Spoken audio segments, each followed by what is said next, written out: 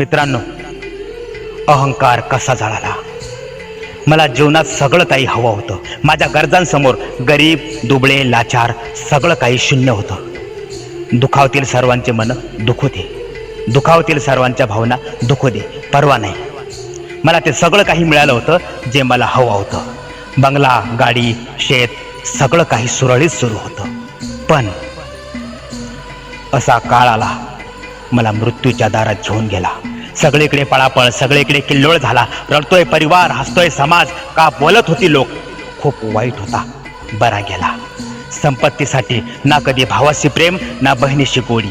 माझी सख्खी बहीणच माझं नाव विसरली. ती बोलत होती, कुठपर्यंत आली डेड बॉडी. देह माझा दारात पडला होता. मी सगळं काही बघत होतो. समाजातील लोक परिवारासोबत रडत होते. बाजूला जाऊन आपापसात बोलत होते, यांनी खूप लोकांची मुंडके मोडून खाल्ली, हे बरं मेलं. हे सगळं काही मी ऐकत होतो. शेवटी जीवनाचा खरा अर्थ मला तेव्हा कळू लागला, जेव्हा माझ्यातला मीपणा, माझ्यातला अहंकार माझ्या चितेसोबत जळू लागला. हरामाच्या पैशातून सगळं काही कमावल्यानंतर एक विपरीत घडलं. माझ्या एकट्याची जळून राग झाली. मी कमावलेलं सगळं जागच्या जागीच पडलं. सगळं जागच्या जागीच पडलं. पापाचे शेत मी पेरून ठेवले, त्यात मोकाट जनावरे चरू लागली.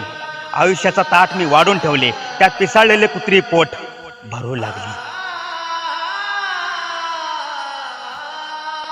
मला या जन्मातलं पाप फेडण्यासाठी परत एक जन्म पाहिजे.